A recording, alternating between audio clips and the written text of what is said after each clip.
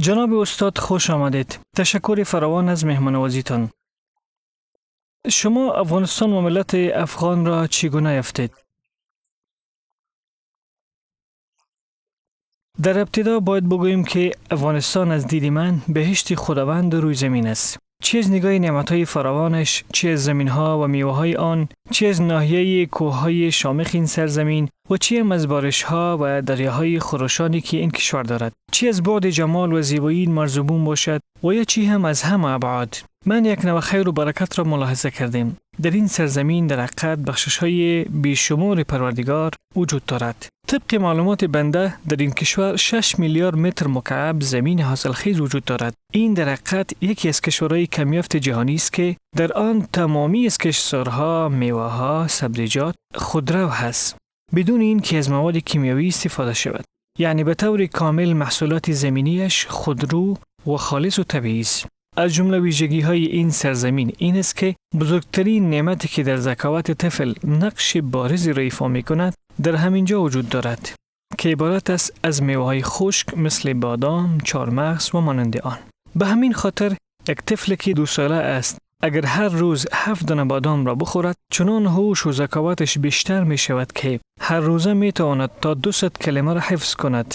افغانستان از جمله کشورهایی است که غنامندی دینی دارد، چی در عرصه حفظ و نگهداشت سنت باشد و چی در عرصه جهاد در راه الله متعال، چی در یادگیری قرآن کریم، چی در حجاب شرعی، چی در مسئله کثرت مساجد، چی هم در کثرت مدارس و دارالحفاظها و یا چی هم در عرصه کثرت علما. من زیادی از تصویرهای دانشمندان افغانی را ملاحظه کردیم که آنها در بسیاری از کشورهای غربی مورد تکریم و بزرگداشت قرار گرفتند، حتی جوایز جهانی را کسب کردند. تصویرهای بیشمارشان را دیدم. اگر این مسئله برتری باشد، پس شما را الله متعال به چیزهای زیادی برتری داده اند.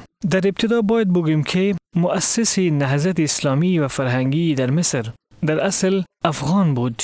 این شخصیت والا جناب سید جمال الدین افغانی می باشد. خداوند متعال وی را مغفرت نماید. سید جمال الدین کلید اساسی برای ترویج فرهنگ ناب اسلامی در مصر بود. خداوند رحمتش نماید. اولین کسی که در زبان عربی کتابش را تصنیف کرد تا بدین وسیله شریعت الهی به آسانی فهمیده شود، او در حقیقت از باشندگان همین کشور بود. این شخصیت امام سیبوی می باشد که تا امروز هم کتابش خوانده می شود.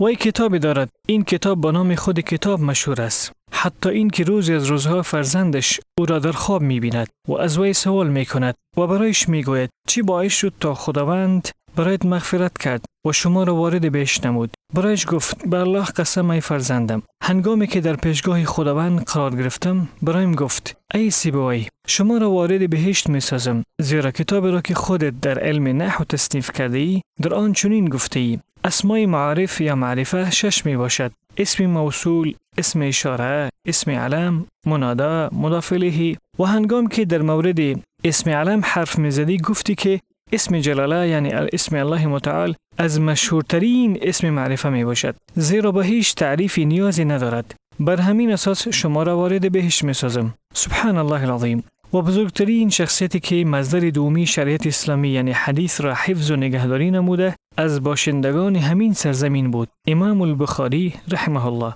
از همه شگفت‌آور این است که بزرگترین علمای حدیث و شارحین آن از باشندگان همین سرزمین بودند. امام بخاری و مسلم و امام ابو داود سجستانی و امام نسائی و امام ابن ماجه و دار قطنی و بیهقی و دیگریشان از همین سرزمین بودند و عبدالرحمن جامی و دیگران و امام مرغنانی در عرصه علم فقه و دیگران مانند ابو حنیفه النعمان، امام رازی در تفسیر. یک امام دیگری نیز وجود دارد که اگر وی را در یک پله ترازو قرار دهیم و تمامی علمای چارگانه را در پله دیگری ترازو قرار دهید، بدون شک پله وی سنگین‌تر و وزمین می شود.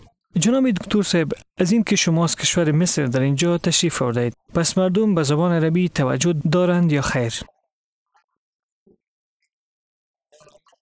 بدون شک مصر در حقیقت قبله علم و دانش در دنیا است که اسلام را به کشور وحی یعنی کشور سعودی عربستان انتقال ساخت. پانتون ازهر تقریبا 1000 سال قبل تأسیس شده است. کشور مصر در حقیقت جای میلیون ها از مؤذنین می باشد. مصر جایی است که وقتی حضرت عمر بن العاص رضی الله تعالی عنه نامه را فرستاد، در جواب آن نامه امیر المؤمنین حضرت عمر رضی الله عنه گفت: چیز را از بخشش‌های مصر برای من ارسال کن. پس برایش یک قافله فرستاد که اولش در مدینه منوره بود و آخرش در منطقه فسطاط بود.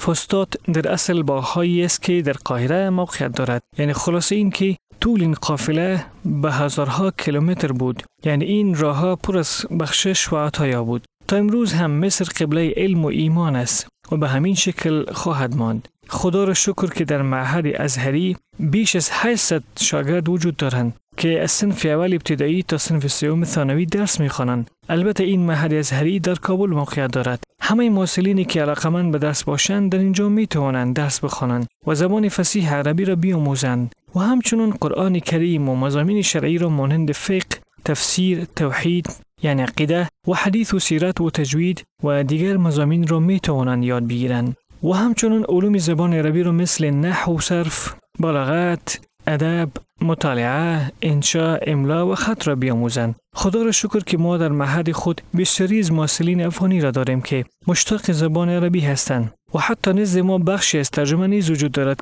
که در شبکه‌های تلویزیونی کار می‌کنند، مانند شبکه شمشاد، یک و خورشید و ملی و معارف و دیگر شبکه‌ها کار می‌کنند. هر دکتر و استادمان که به این شبکه‌ها کار می‌کنند، این ترجمان یک وسیله وصل بین نطاق و بین مهمان و برنامه‌اش می باشد که از زبان عربی به زبان‌های ملی مثل فارسی و پشتو در ترجمه مصروف می باشند. غیر از این، من شخصم و دیگر برادرانی که در هیئت علمای ازهر مصر کار می کنند، خداوند همه‌شان را حفظ بکنند، تقریباً ما 25 استاد داریم که من کمترینشان از نگاه منزلت و علم می باشم. همه ایشان استادان ما هستند و همه ایشان بر ما منت گذاشتند و همه ایشان برای نشر و پخش خیر یک دست و یک صدا هستند. یک بار بیشترین اینها در پانتون سلام در یک محفل اشتراک ورزیدند که این محفل برای بار چهارم از فارغان دپارتمنت زبان عربی برگزار شده بود و همچنان در پانتون میوند و مرکز حجاز که آنها هم فارغان داشتند. جناب دکتر صاحب، در افغانستان بسیاری از محصلین مشتاق درس خواندن در پانتون‌های جهانی می باشند. پس در این رابطه اگر بگویید که قبول شدن در پانتون ازهر شریف و معهد مصری چگونه است؟ کشور مصر لله الحمد هر سال بیش از 100 بورسیه تحصیلی می دهد.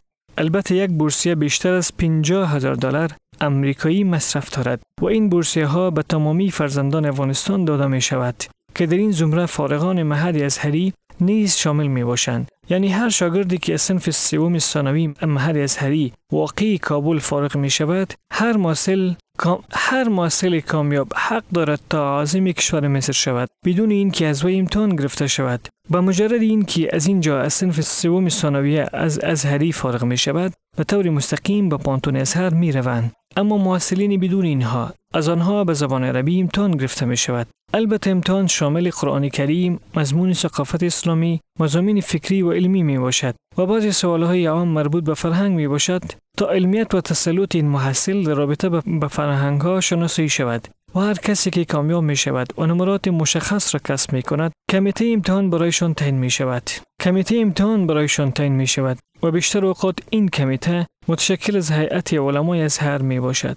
خداوند همه‌شان را حفظ کنند و خداوند در علم و عمل و اخلاقشان برکت بیفزاید. به طور مثال، اگر محصل توانست این نمرات را کسب کند، این اوراقش در جریان سفرش تکمیل می شود و عازم کشور مصر می شود تا در آنجا مسیر علمی خویش را به اتمام برساند. مثلا اگر از معهد ازهری افغانستان فارغ شده باشد، صنف 13 و 14 می خواند و اگر از 14 فارغ یا لیسانس داشته باشد، در مصر ماستری می خواند و اگر ماستری داشته باشد، بالاخره سند دکترا را به دست می آورد.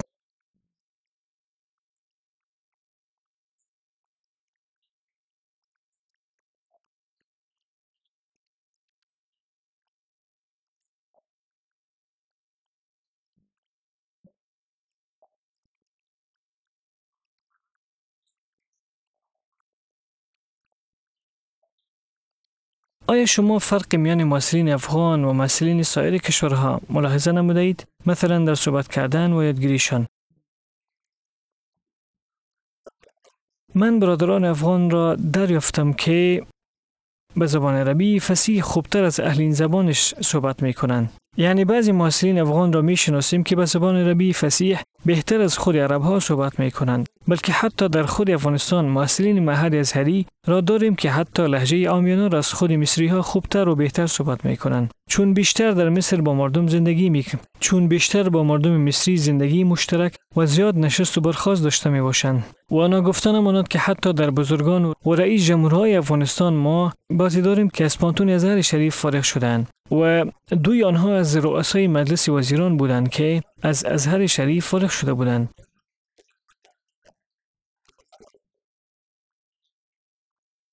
جناب دکتر صاحب، شما با شمول افغانستان کشورهای دیگری که مشاهده نمودید کدام کشورهای جهان می باشد؟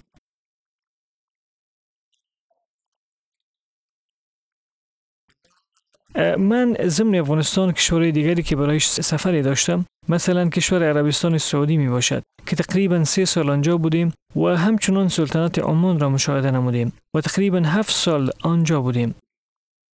پیام شما برای بینندگان عزیز چیست؟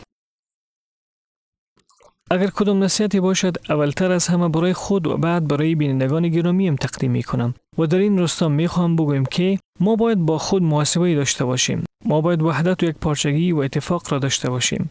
در چیزی که ما اختلاف کردیم از آن هیچ چشم پوشی کرده نمیتوانیم. حق را قبول کن، این که گفته هر کس باشد، مادامی که حق باشد و مادامی که وی رضایت خداوندی را در آن بخواهد و مادامی که این حق برای وصول به مراتب علیای دنیوی نباشد. ما باید یک دیگر را بپذیریم. ما اگر گفتگو میکنیم باید آداب اسلامی را در آن در نظر داشته باشیم. در این مورد در یک حدیث آمده است که روز یک شخص کافر یعنی عتبه ابن ربیعه به پیامبر اکرم صلی الله علیه و سلم آمد و گفت که اگر از تلاش های دینیت زعامت و رهبری را میخواهی پس ما تو را زعیم و رهبر خود تعیین خواهیم کرد. اگر مال میخواهی ما از بهترین مالهای منطقه را برایتان جمع‌آوری میکنیم و اگر خانم میخواهی ما از زیباترین زنها را برایتان به ازدواج در میآوریم. اما این که آنچه که خودت میگویی بر اثر مرض سحر و خوابها باشد بگویید تا ما برایتان از بهترین و ماهرترین دکترها بخواهیم.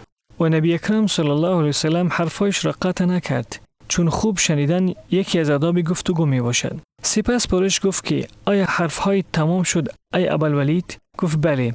گفت پس حال از من بشنو. بسم الله الرحمن الرحیم. پس در این صورت عتبه ابن ربیعه دستش را بر دهن پیامبرمان گذاشت و برایش گفت تو را به خدا قسم که این آیتها را مکمل نخوان مادامی که در آن برق آسا می باشد. ما به ادب گفتگو نیاز داریم. ما به اولین آیه سوره عنکبوت نیاز داریم که الله متعال می فرماید پس چی فکر می کنید که اگر این مسلمان باشد پس به طریقه اولا بهتر است که با وی به خیلی نرمی و ادب صحبت و گفتگو صورت بگیرد. از ما مسلمان ها همین خواسته شده که یک دیگر را دوست داشته باشیم. ما باید قلب‌های من را از منافقت و حقد و حسد و به یک دیگر پشت را دور دادن را فراموش بکنیم. مطلوب همین است که ما باید قلب‌های من از محبت، رحمت و الفت و مودت و برادری پر بسازیم. چند لحظه قبل هنگامی که در زینه‌ها بلند می‌شدم شما در این جلسه اشتراک داشته باشیم با دیدار برادرم استاد محمد خالد مشرف شدم. پس هنگامی که در زینه‌ها بلند می‌شدم برایش گفتم که برادرم من در سیرت یک موقف عجیب را خواندم و من چقدر آرزو دارم تا این چیز را به شکل تطبیقی و عملی در جامعه خود پیاده ببینم. و آن این است که این داستان در میان پیامبرمان و خلیفه اولی اسلام حضرت ابوبکر صدیق رضی الله عنه می باشد. وقتی که رسول الله صلی الله علیه و سلم به خیمه ام معبد اللؤیمی رسید و خواست تا گوسفند را بدوشد پس من یک کلان کاسه را آوردم که از پیام شما رابطه به صلح و آشتی چیست؟ این حرفا را که میزنم در حقیقت به خاطر صلح و آشتی آن را میگویم. حرف آخرینم در مورد صلح است.